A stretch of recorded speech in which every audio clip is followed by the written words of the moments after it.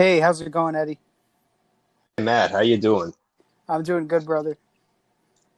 How have you Everything's been well doing here, today? thank God. It's muggy today. It's the weather got me a little down. Full moon yesterday. Lots of energy shifts, but overall all is well, man. I'm so happy, and you're in New York City, right? That's correct. So how have things been going in New York? What's it like over there right now? I'll tell you, it's significantly different than it was, as recent as a month ago. Just going outside, I think I wrote a haiku about it before, where you could feel like the palpable sense of fear collectively, from the people out. Mm, And it seems like now it's kind of dissipated. Everyone's kind of a little more accepting of it, and you don't really see that many people still going out with the mask and all that. But I think it's just when we really factor in how large of a city it is, and you look at, I think there was a company that was taking aggregate samples of wastewater because apparently the virus sheds in your waste, and they found hmm out that a large percentage of the population was already sick with the virus and didn't even know about it. So it's very likely that that's why we're seeing these numbers go down day by day. Is what Sweden was effectively trying to do with herd immunity, I think already happened here. So thankfully now it's not as bad going outside. The vibe is different, but there's still a lingering kind of sense of uncertainty for sure. Yeah, and I think that lingering, I think this is part of a greater shift personally. I can kind of tune into the collective energy as well. And to me, it feels like it's part of that bigger transformation, and all that old stuff is bubbling to the surface to be seen anew and released. So there's an energy guy I really love, Lee Harris. He does a lot of readings into that, and he was talking about that, and he was saying how the collective energy as a whole, not just it manifests as the virus. Right. So uh, so that's all that anger, a big shift between love and fear. All that anger is coming up to the surface to be re-seen, re-known, and released. And that looks like paranoia. That looks like people being very sensitive, but it also looks like compassion. And it looks like people doing kind things that you wouldn't expect. Right. Because honestly, I've seen a ton of kindness, and I've seen a ton of volatility. And I think that shift between volcanic and tender, as Lee says, is huge right now. Because, like you said, you can walk down the street and somebody will definitely, more often than not, cross the street when you're coming Oh because yeah. they have that, yeah, because they have that fear in them, and they're definitely looking through the eyes of fear right now. But when it comes down to it, there's also that big shift towards love as well, where people are they're donating, they're supporting, they're coming together, they're realizing that we're all the same. And I Absolutely. think another aspect of that is the isolation, the staying in place is opening up a new avenue for people because they have no option but to look at the stuff that they were coping with before, Exactly. and they have to sit with themselves, and they have to go through the process of grieving, moving on through these things. Like, for example, if somebody, even for people that are drug addicts in this time, like they sit at home and they have to deal with the stuff, the core to why they got addicted, or alcoholics, or any type of person that's going through a personal thing. So I think that that's huge, huge in this time. What have 100%. you felt? What have you felt going through this transition? I can't really relate with people that have been struggling because for me it's very strange. Ironically enough, during such a crazy time in the world, everything for me has only been good so far. I haven't really been in a position where, I had to think about like where my next meal or next dollar is going to come from, or, uncertain about whether I can get to work or whether I even have a job. This situation Right. really made me realize how blessed I actually am. And, very fortunate the fact that, my parents also both still have their income. So everyone's in a collective state of just kind of dealing with it and moving forward.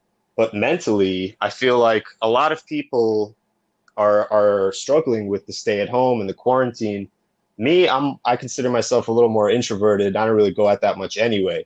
So Hmm. the last few months have just been like a walk in the park, you know. Same, man. But at the same time, I miss my friends. I miss, going to a restaurant, just sitting with my friends and socializing. And it's like you said, when you're walking down the street and you see someone approaching you and they cross the street, it's like, do we really want to live in a kind of world where everyone is a perceived threat right off the bat? I mean, I understand mitigating factors, like perhaps refraining from handshaking going forward and things like that, that Hmm. spread all types of pathogens beyond just this. I understand mitigating factors, but I think this whole situation has been mismanaged at the highest levels. I mean, it's like what you said, like when you're stuck at home, you have no choice but to address your trauma. And especially if you're in a abusive partnership or something like that, that's like the worst situation. And it breaks my heart to have to see companies like, I think I forgot when, but there's some sort of pizza company is like, oh, if you're experiencing domestic abuse, ask for this on your order and we'll send authorities to you or something like that. To live in a world where people have to do things like that to get out of a terrible situation, it worries me.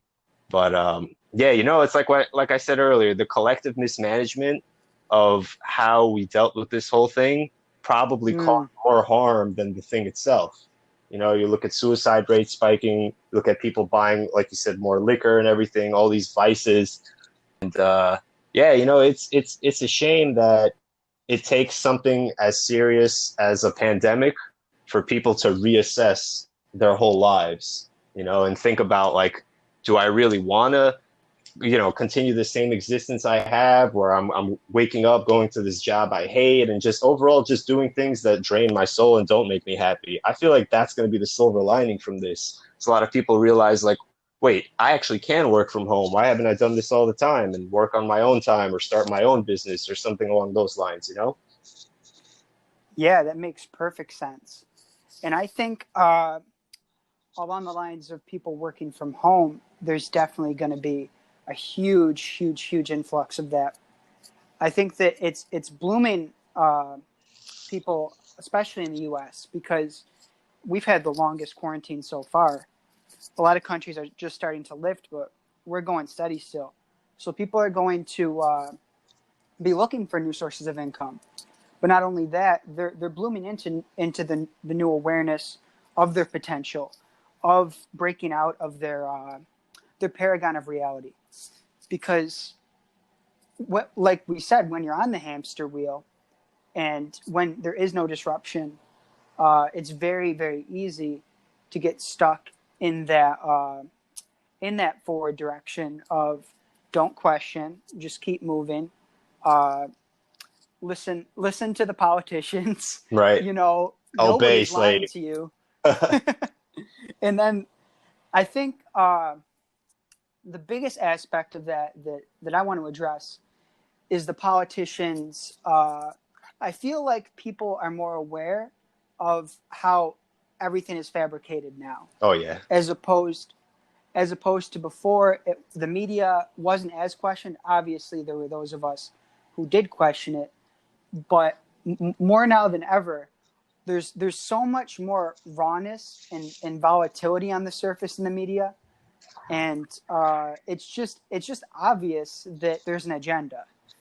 And I think before it was easy for the snakes to slither, and now it's much easier to recognize the polarity between who we are as a people and what the media wants to portray that's happening and that we are. Right. Yeah, I agree, man. I feel like real journalism died in the 70s. And when you look Yeah. at these all these little companies being bought out by, I think it was 6 or 7 major players that control most of the mainstream media in the world.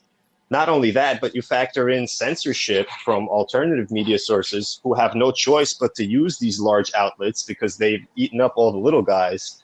And we're Mm-hmm. entering very dangerous territory now. When you look at the CEO of YouTube saying, we're going to take anything down that contradicts the WHO, it's like, are you an American?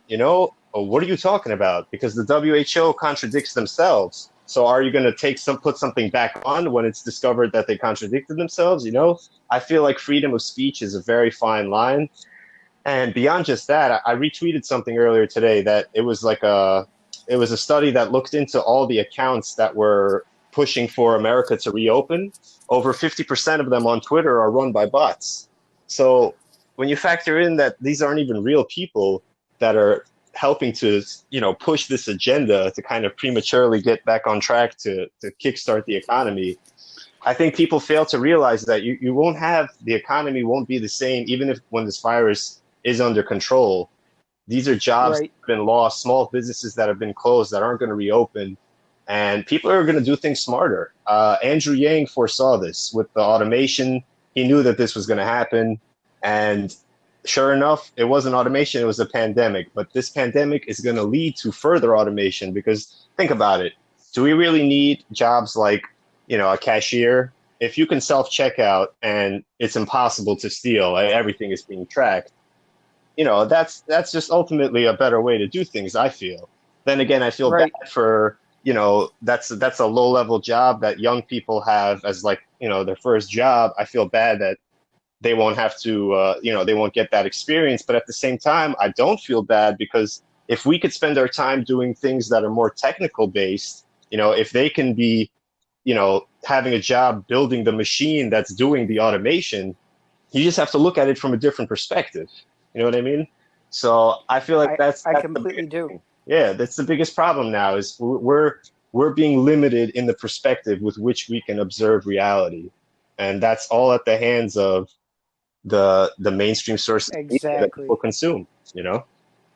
Yeah, and I think that the box is becoming too small for the consciousness of people. I think that discernment is the key word that I would use for these times, Hmm. because you need to understand that your power is within you. You have that potential within you to understand that you're the creator of your reality. You don't have to overextend yourself to be influenced by all these outlets, by all of these different voices, because your inner voice is the one that you should be listening to. You should be guided by your own intuition, not the minds of others. I mean, and if something resonates with you, run with it. Yeah, of course. Of course, there's so much great stuff out there that's going to resonate, it's going to guide you. But there's also going to be, more often than not, voices that are trying to deceive you and bring you into a box of awareness. And you don't want a box, you want a free flow. You want to be able to just move through your life intuitively. And in my opinion, that's how we're going to navigate these times moving forward. It's like you said, though, with jobs especially, it's going to create, we're not going to have in the future a lot of the same jobs that we have now. Oh yeah, So it's going to create friction, it's going to create tension, and eventually we're going to realize that the bottom, supposed bottom, is what creates the reality. The many create the reality. It's not the few. The few have fabricated an idea that they create the reality, but the many truly do. So the many are going to be pushing for that equality, pushing for that. No, wait, like, people should be cared for. People should be supported. We should have more technical jobs. We should have more creative jobs. We should have jobs where people are expressing themselves and they should be paid for it because that's valuable. absolutely. And I think that the biggest thing that'll come from this is we will understand that human beings inherently have value, and value isn't just in the small categories that we used to put it in. Right. It's a much wider spectrum. Yeah, it's like we got to start using our brains more than our physical labor.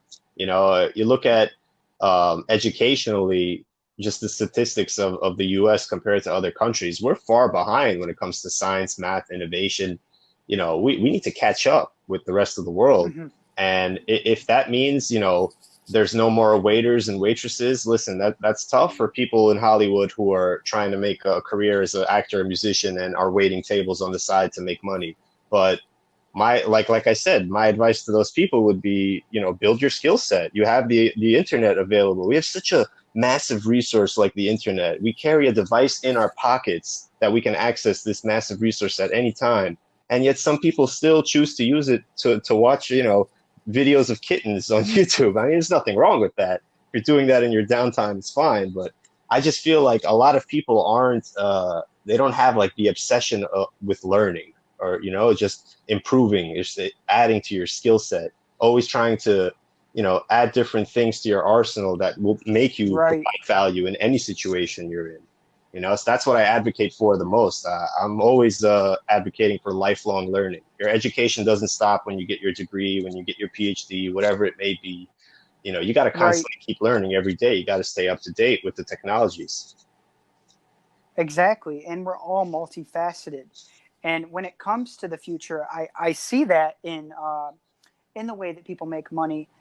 For example, I'll just use myself as an example. So you sell books, and that's one source of income, audiobook, ebook, paperback. But this is leading you to podcasting. This is leading you to speaking. This is leading you to there's so many different avenues here that you can go about it. And I feel like there's going to be a rise in the entrepreneur. There's going to be way more people moving in that direction towards that. Truly, they're not all their eggs aren't in one basket, and everything is more connected and uniform when it comes to making income. And the income isn't going to make you. You're not going to be living your life just solely based on the chase of the money, because I think that part of the American dream is something that can't stick.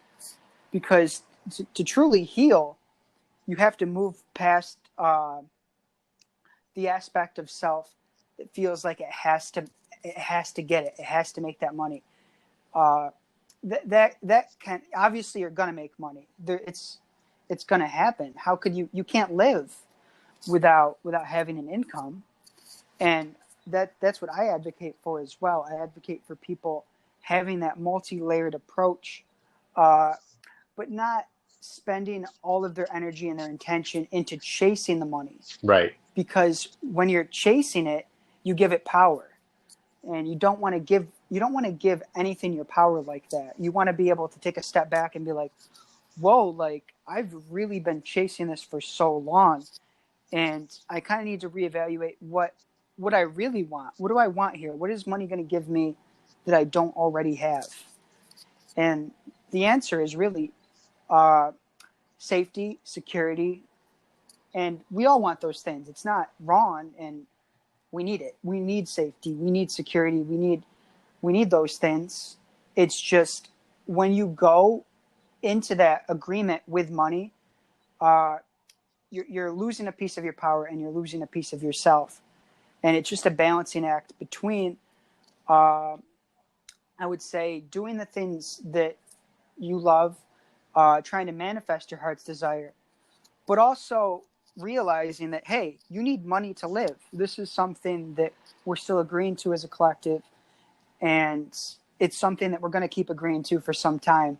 So just be creative with it. Get on board. Find those different avenues. Find those different connectors, because I think every single person alive can have a life where they're multifaceted. Yeah, you might work, on Wall Street or in an office, but just like yourself, you're creating yourself in a different way. You're knowing yourself in a different way. You're expanding your awareness of what you were and what you can be. And I think that's a powerful thing for people. 100%. You can't just be about the monetary incentive. Whatever you're doing, if you're not feeling fulfilled in it, but you're getting paid great, you have to look at it as a balancing act of what you value more. For some people, they're willing to give that sacrifice. They're willing to deal with a vocation that they can't stand purely because of the monetary incentive. And I don't understand that at all. What baffles me even more is people keeping jobs they hate, not because they get paid well, but because their jobs have a health insurance tied to it, which is another thing. Right. It's like everything is so backwards how systems operate in this country. And I've worked many a job. I worked in hospitality. But I've also worked in a pharmacy, a small mom and pop pharmacy, and I worked in doctor's offices. So I see literally the corruption in front of me, how it's all tied in together for certain people to benefit and certain companies to continue to make money off the exploitation of people. And what happens Right. is you have a population that's over medicated, unmotivated, and that's why we're dealing with this situation worse than other countries, is because we're unhealthier as a whole, not just physically but mentally as well. And I think that's due to what you were saying. You know, it's the fact that people are operating in this scarcity mindset, and it's not just about making money to make money, but to live. You know, to survive, to pay bills. Beyond just that, it's also an ego thing. Some people just can't live without a certain type of lifestyle, and they have to have the Exactly. nicest car. They have to have the nicest clothes. You know, me, I never understood any of that stuff. I'm a minimalist. You know, I could go in the woods with nothing and I'll be okay. But at the same time, you know, these things, they're ingrained within our culture. They're ingrained within the media we watch, the music we listen to. And it's like you said, the agenda goes far beyond just the news. It's been going on for such a long time. I don't know if you saw that Out of Shadows documentary. I did. Yeah, Yep. so when you look at that guy Tom Shipp, he's talking about this has been a 50+ year effort to kind of like make people dumb down. It's working. It really is working. Um, you try to open up as many eyes as you can. At the same time, I feel like there's also a lot of judgment and hate, and just people aren't receptive to others' ideas. There's an immediate dismissal, and that's what leads to things like the internet censorship and all of that. It's all tied in together. It's like, let's quiet the voice down that's going to question us. One thing I wanted to touch on is even if your avenues of sharing certain information are shut down, you can never shut down the physical human observation. Now, if No. that was confusing, let me give you a better example. So, say in my neighborhood, right, they put up a whole bunch of new speeding cameras, right, hidden ones. They're like on top of trees and shit. So, if there was a database online where people were writing like, oh, these cameras are here and there, and that gets taken down, the database is gone, but the people that saw those cameras being put up still know, and they're still messaging everyone they know, and everyone they know is messaging everyone they know. So it's like the human observation you can't take away. If there was a UFO and there was a bunch of videos of it that went viral, and same situation, people in control don't want those videos going viral, start taking them all down. The people that recorded that video are still going to share it amongst each other. Right. And this brings me into, damn, dude, I want to say, first of all, dude, you're so well spoken. I love the way that you articulate these things. Oh, thank you, man. And it leads me, of course, man, but it leads me into this other avenue of intuition and psychic ability and following your heart. All of that stuff has been repressed as a culture for so long that now that this stuff is coming back up, now that people are kind of stepping into their power, stepping into their knowing, stepping into their discernment, uh, the powers that be are trying to zip the lips of the masses. Right. But what's actually happening is you zip them up, that fire is burning. People are burning from the inside out. They're becoming creatives, trendsetters, change makers, and they're creating content. They're creating podcasts. They're becoming poets. They're becoming public speakers. They're becoming that next generation of Ram Dasses in the world. And I think that middle finger, right now, to the powers that be, it looks like disobedience, but it's actually a great wave of change that's enveloping the world, and it's a bigger reknowing of the constructs that we've been agreeing to as a whole. So bringing that down to the personal level for each individual person, yes, obviously everybody right now, there's people that are hungry, there's people that are going through, like you said, domestic abuse. Each home is going to be a different, going through something very different. but there's this greater collective shift that's happening where the awareness, the spark of awareness, and the people expanding into their knowing and expanding into their true abilities that have been suppressed, that's becoming more mainstream. I see it every single day. I see people that like, just like the views on videos on YouTube going up for people like Ram Dass, people that really influenced my growth in my life, channelers like Paul Selig, like Lee Harris, like all these people that before were on the fringe of society, and in fact 200-300 years ago would have been burned at the stake Exactly. for doing true God's work, the one's work. I just find it incredibly hilarious that today we're finding that the people that from 300 years ago that we would have looked at as quote unquote, oh, demonic, oh, satanic, oh, evil, those are the people that actually have the relevant messages. Right. Those are the people that are actually speaking from spirit. And the anti-spirit, which is in a lot of ways organized religion and politics, has been suppressing that for a very, very long time. And it's been put a cork on it, but the cork is gone because people are understanding what it means to feel and to step into their power and to know themselves as they truly are. That's right. You know, it's I think there's two wars going on right now from the powers that be. One of them is a failing war, which is the war on spirituality, because, like you said, people are looking into these figures, these gurus, if you will, and you know, those messages, like you said, 300 years ago, they would have been considered heretics. They would have been burned alive. You know, so now that people are waking up more, the second war is the one that I feel is failing. Is the war on intellectualism. You know, looking at all these wacko conspiracy theories going on now, it's like people are so easy to just believe something because they see text dubbed over an image. They don't do any further, inquiry, research, none of that. It's just the immediate, either I believe this or I dismiss it because it doesn't align with what I consider to be reality.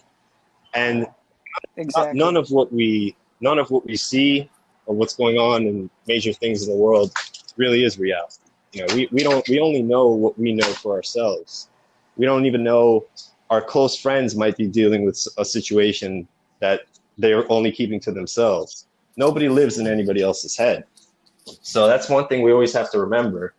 When you talk about how this situation is bringing more compassion and kindness, I feel like it's very black and white. You know, you see people for who they really are in times of adversity.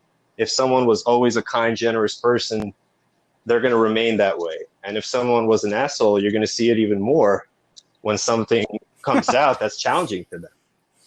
You know, if you have the ability to help people and you don't, and you're proud of that, I just don't see how you could consider yourself, a decent person. This is just me speaking on some personal interactions I've had with people that used to be close to me. But yeah, it's a strange time. It's a strange time, but I'm glad, like you said, people are waking up. Now is the time where we're going to see massive change, not only with the way things are done, but in the mindsets of people, how we interact with each other, the connection, the spirituality. Hopefully all of that continues to grow and the war on intellectualism fails too, because I want people smarter. I want a smarter populace, I think that people are going to be inherently smarter because they're going to be more discerning of what they're listening to and taking in. I think that is a shift in the world. I think that when it comes to, I think honestly that the book smarts, people being smarter in a way where they're well read, well spoken, that kind of thing, that change in the world, that's going to take a little longer because the school systems have to be reinvented. Completely. There has to be new books written. That change is going to take longer. But the intuitive intelligence, the intelligence to discern, the intelligence to seek information in a way that is for your highest good and not just the most loud, is going to be the biggest shift, because people are going to be more open to the potential that what they have been experiencing. There's another level to it. There's more to be experienced than the fear. There's more to be experienced than the loudest voice, which is the media's voice. There's more, and another thing, there's more to be experienced than the control of a lot of organized religions, the control of a belief system that was set in place to actually limit people and their potential. So to me, spirituality is actually someone who is in their to me, enlightenment is a person who is in their ultimate discernment and has they found the answers within, and they're not questioning, but they're accepting the way that the world is in full. Right. They're surrendering to all that is, and they're allowing everything and everybody to be as they are. And that's not what we're taught. We are not at all to allow things in people, because if we were taught that, then we would have compassion for criminals. We would have compassion for the worst offenses, for people who have gone through their own life's trauma and are reenacting it onto others, because those are the people that actually require somebody to look at them and say, I forgive you, and I know that you are in a lot of pain and you've been through something horrible. And that's something that we need in the world. We need more people to look at the people we see as unforgivable, more people to look at the people that we see as manipulative and controlling, and be like, you know what, you aren't going to manipulate me, but I see your inherent value, and I don't agree to your game. Yeah, I mean, that's important. It's a structural change from so many levels. You mentioned schooling. You look at just the way schools are structured and built. It resembles a prison. We're not like making kids want to learn. You know what I mean? My take on it is it needs to be more free flowing. If a kid wants to play with Legos all day, let him. You never know. He might become the next big architect in the world. You know what I mean? Like, we need to let these children build off of their interests earlier on and have a more specialized niche education, as opposed to waiting till college and then giving them a major, and then it's more, centralized and focused. I feel like the whole thing's backwards. Right now, we're putting these kids in a situation where they're stuck in a building for 8 hours a day. They're away from their family. Like, the whole thing, beyond just the kids, the family too. You got your children raised by a nanny or a sitter when they're really young. You're also working 8 hours a day. You're away from the house. You don't see each other. The whole family construct is being torn apart. And a lot needs to change to make things better for everybody. And if the schooling is different, like people working from home more, they get to spend time more with their family. They get to do more creative things, different outlets to help them, de-stress and relax and get more physically in shape. We're I think the fattest country in the world. No, you look at all the hypertension, diabetes, high blood pressure. These are the three things that, if you're infected with COVID, you're much more likely to get really, really sick with. And those three things are the main things that people who are overweight have. So it all ties into it together. It's the food we eat, it's laden with chemicals and just makes us overall just not want to do things, That's why I'm glad these last few months I haven't touched any fast food, nothing at all outside. And I feel like I had like a gut detox. Like, everything is operating completely differently. That's awesome. Yeah, it's just like small changes you can do. I look at a friend of mine he was going through it some months ago, and I asked him a simple question. I'm like, dude, how much water are you drinking a day? He's like, oh, maybe I'll have like a couple of those Poland Spring bottles, the 16.9 ounce. I'm like, a couple? You're supposed to be drinking like 8 of those. Are you kidding me? I got the guy one of those refillable water bottles, aluminum ones, or it was stainless steel. Besides the point, he got it. He started keeping track of his water intake, something as simple as that. Just one little lifestyle change keep your brain hydrated, keep your mind fresh. You know, it's like we got to start doing little things, little lifestyle changes that when you add them up over time, they bleed over into other aspects.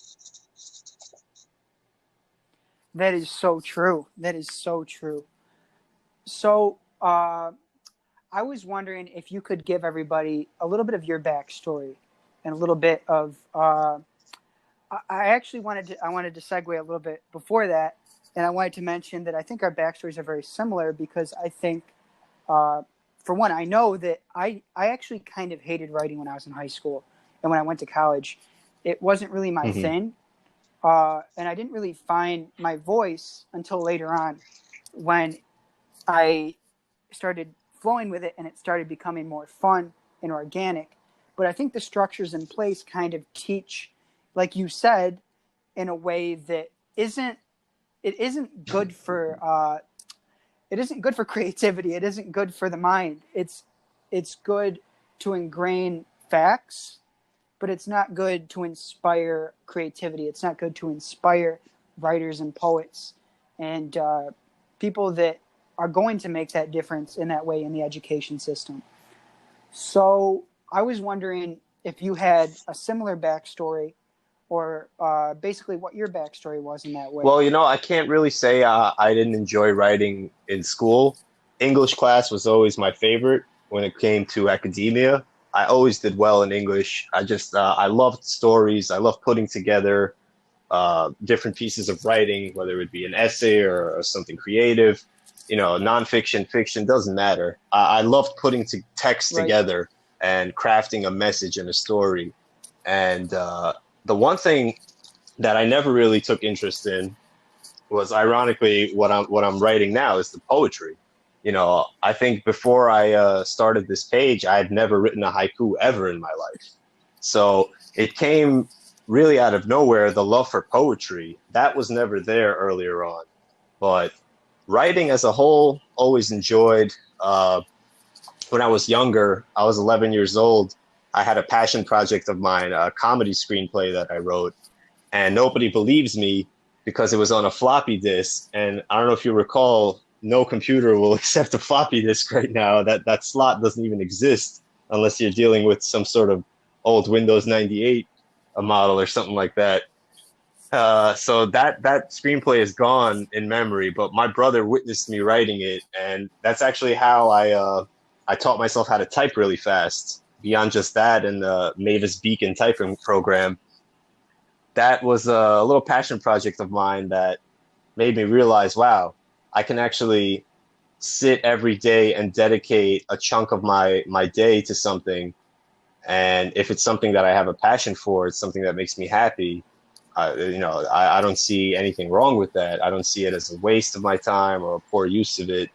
So when it came to writing the haiku, uh, that was I think it was late 2018 in November. I was sitting in my office. I realized I had this whiteboard behind me. I never used it, never wrote anything on it. And I was just like, you know, I want to start doing something creative, and I want to do it every day. Mm-hmm. And I want to do it the first thing I walk in before I start any work. And I thought, it's a really small whiteboard. I can't really fit much on it. I can't make like a little drawing or anything. I'm not really that good at drawing. And I was like, you know what? I'm going to write a poem, a small poem. And what's a short poem that resonates with me, that the structure of it, which I like. And I just, the 575 haiku just stood out to me. So that's how I started my page, Daily Office Haiku. That's the backstory behind that. And, the whole history of how I fell in love with poetry. That's so awesome, man. I love that story. Where do you see yourself going with your creative outlet? What do you You dream know, of? now that I see people actually look forward to the haiku, you know, that there's some that take a big value from it. And I don't necessarily want to, try to monetize this so much, but monetize myself as my brand, because for a while I was writing these and nobody knew who I was. I didn't reveal myself or anything. And then very recently I have. now I'm getting a lot more interest and inquiry into who I am as a person, more so than for my work, because people see the interactions you have with others, the comments you leave, the replies, and so on and so forth. So my goals with these are to try to put everything together into a book, which I'm halfway done with right now. It's going to be my first release, hopefully later this year. And also do what you're doing as well with the podcast, set up the podcast, have even the video recording of it, try to get as much content out there as I can, because now I realize people see the value in it. Yeah, and that's so true. And I could definitely see you doing that. I think that's going to come so easily to you. I don't think there's going to be any road bumps. With the book, I'm really interested in that because I love publishing. How do you feel you're going to go about that? In regards, are you going to traditionally publish, or are you going to I thought self-publish? about that. I actually had a good talk with my friend Jared about this recently. He convinced me to not do the whole self-publish through Amazon KDP.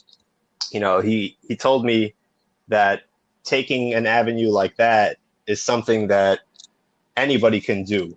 Essentially, you could put together anything and use a platform like that to get your content out there.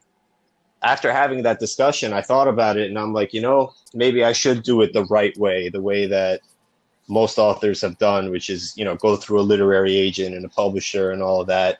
So I feel like now the self-publishing option is kind of completely out of my head at this point. Right. And I wanted to give you an outlook on that I had as well, because I went through the query process, and it was a lot of fun. First of all, I want to say that process, finding what agents are looking for, querying them, putting together that perfect query letter, that was a lot of fun.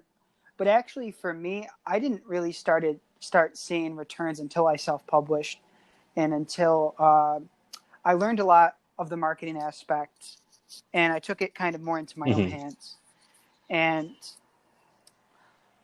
I want to start with the fact that, yes, the thing about traditional publishing that is really appealing is you get that book advance, and that's really nice, and it gets put in every single bookstore. But you're not necessarily going to earn royalties if you don't earn up to a certain amount. And for me, it was more along the lines of, I was just starting, I think I was like a year in, and I was just starting to try to monetize myself. And to query as a poet, it is incredibly difficult because, as agents like to say, poets don't write to market. Right. It doesn't matter what you're writing, if you're writing something profound that'll help people, or if you're writing something sad that is meant to elicit an emotion. Poets aren't writing to market unless you're Rupi Kaur, unless you're Atticus. So that was a big hurdle that I came across in my journey with publishing. The literary agents that I talked to were just like, we love your work, we would love to publish you, we would love to represent you, but you're not writing to market, you're not writing to the audience. And that was a big bummer for me. And it was a huge setback. It kind of depressed me a bit. But then I found so many resources on how to actually monetize myself in a self-published way. For a while, I sent my books to free, and I started creating an email list.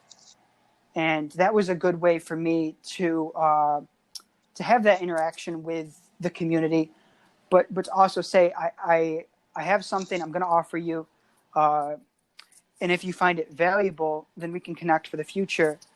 And then from that point, after growing an email list, to really monetize it and to push it and to turn it into something more special in that way. But I have to say, though, that I would still love to traditionally publish a book. But for me personally, the agents that I reached out to, and I do believe them, they told me that you're not writing to the market with poetry. And not to say, I truly believe that there are agents out there, because I didn't query everybody. There are agents out there that will believe in you and will say, you know what, you're not poetry isn't selling, but I love your message, I love your voice, I love your structure, I love your idea, and we're going to run with it. I think that's very possible, and I support it wholeheartedly. But for me personally, I didn't start really advancing with my publishing journey until I took a step back and said to myself, okay, the traditional route isn't for me right now. It's taking way too long, and I want to get my books out there. I want to get my message out there, and I want people to have just a book in their hand. So that was that for me. And also, I like to put out books like, I might not be the best example because I like to put out books like a book every 2 months, Oh, wow. 3 months. So that's kind of stupid That fast. is pretty fast. But but for some people, that really wouldn't fit because they're more calculated with it. They're more like, okay, let's turn it into a few year process where we're just, moving along with it. But for me, I really didn't want to turn that into the process. I wanted to learn the intricacies of marketing and self-publishing and doing it that way. But I have to say, just like with you, if in the future I decide to query a book again, I think as we keep going, like we were talking about earlier in the podcast with this timeline, it's going to be easier and easier to get an agent as a poet, as a spiritual writer, as somebody who is more niche in the market, but it's growing in popularity. It's growing in its appeal because people are more discerning and they're more just like, wow, this is genuine. This person is put their heart into this book and they put everything into it. And it's not written for an audience necessarily. It's written from the heart to humanity. So I think that I think what I'm trying to get at here is I love the fact that you're going to be querying. I think that process is fun as hell. And even if you do self-publish, you're going to kill it because you'll be able to do things a little bit faster. And there's so many ways in which if you want to, you can monetize that and you can turn that into passive income. I appreciate that, man. If you don't mind me asking, what did you use the KDP through Amazon to self-publish? So I use KDP to self-publish, and then I make it wide on all the platforms. I make it wide on Apple, Kobo, Barnes & Noble. I see. And if people want to buy it online from all of the retailers, I understand. they can. Yeah, it's all about putting your content out on as many different platforms as you can because you want to try to grab an audience from everywhere. And it's like you said, it's not necessarily trying to appeal to the audience. It's putting the content out from your heart and soul and hoping that it can elicit some sort of emotion.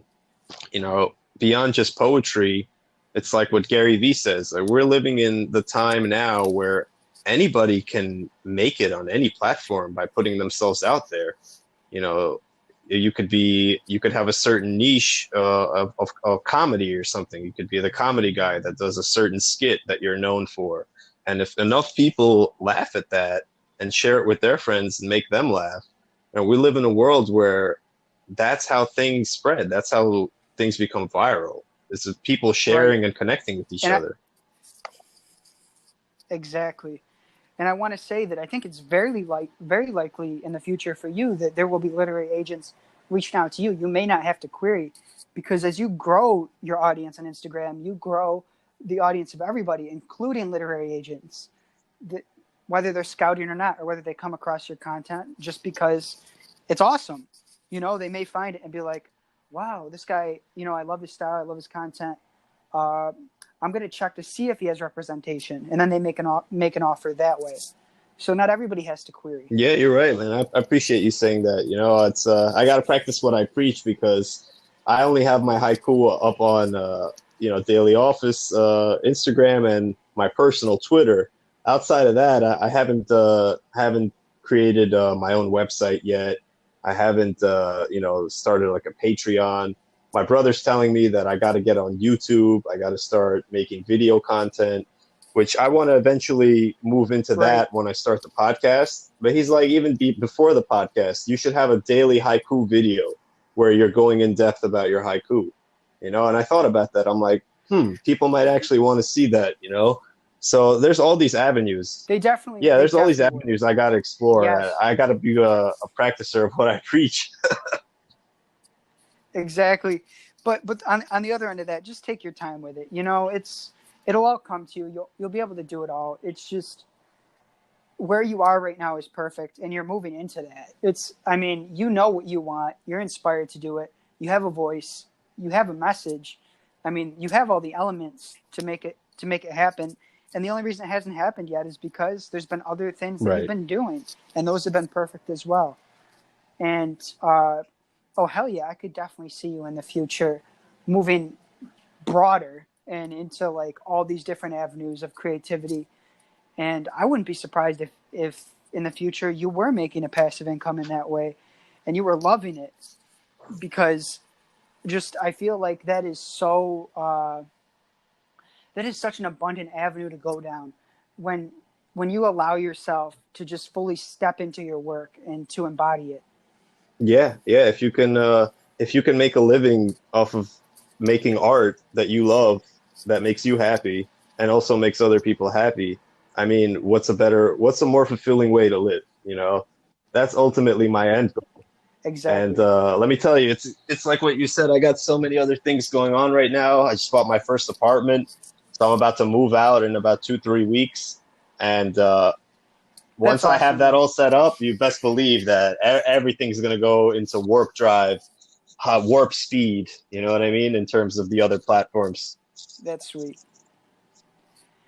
And I didn't mention before, but we're actually from Syracuse, so we're Oh, upstate. nice. So we've seen, yeah, we've seen much less of the virus. We've seen much less of, because New York City Oh, is the yeah, big hot time. spot. You know, New York City is the hot spot. So I really appreciate your outlook, and I appreciate the fact that you went into the detail you did about the city and about how things actually were, because I think people kind of need that at this time. They need to hear a New Yorker talk about New York and not national news talk Exactly. about New I York. appreciate you having me on, man. This is the first podcast I've ever done, and I'm sure it won't be the last. You know, so really, thank you. It's an honor for me to be your guest. Oh, hell yeah. This has been fun as hell, man. We're going to have many more in the I'm with future. it. So, where can people find you? You could find me on Instagram at Daily Office Haiku. No spaces, no hyphens or underscores, just Daily Office Haiku. Uh, Personal Twitter is at Yakivelli. So that's Yakiveli. It's kind of a little play on Niccolo Machiavelli, you know. And that's also the handle for my personal Instagram, but you guys don't want to go there. That's funny. All right, man. It was great talking to you. You You have too, a good Matt. one, Thank dude. you. Take